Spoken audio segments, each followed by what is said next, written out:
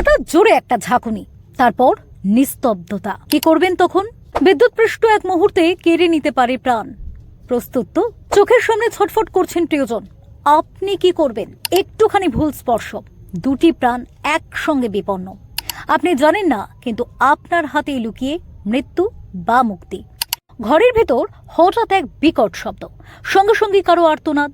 ছুটে গিয়ে দেখলেন আপনার প্রিয়জন মাটিতে পড়ে আছে, বিদ্যুৎপৃষ্ট হয়ে ছটফট করছেন। মুহূর্তটাই যেন থেমে যায়। কিন্তু এমন সময় আপনি কি করবেন? এই একটা ভুল পদক্ষেপ প্রাণ কেড়ে নিতে পারে একাধিক মানুষের।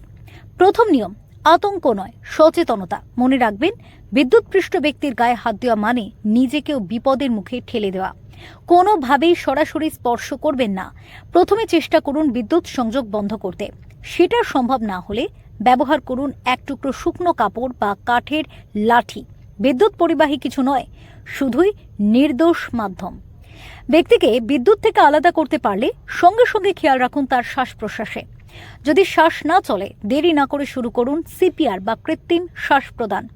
বিশেষজ্ঞরা বলেন 3 মিনিটের মধ্যেই প্রয়াস শুরু করলে প্রাণ বাঁচার সম্ভাবনা সর্বাধিক। যদি শ্বাস স্বাভাবিক চলে, তাহলে আক্রান্তকে চিৎ করে শুইয়ে দিন। কোমরের নিচে কিছু দিয়ে পা তুলুন যাতে রক্তচাপ ঠিক থাকে। মুখ শুকিয়ে গেলে সামান্য জল খেতে দিতে পারেন, তবে গায়ে জল লাগলে বিপদ আরও বাড়বে। যদি কিছু খেতে পারেন, তাহলে গরম দুধ বা চা দিতে পারেন শক্তি ফেরাতে।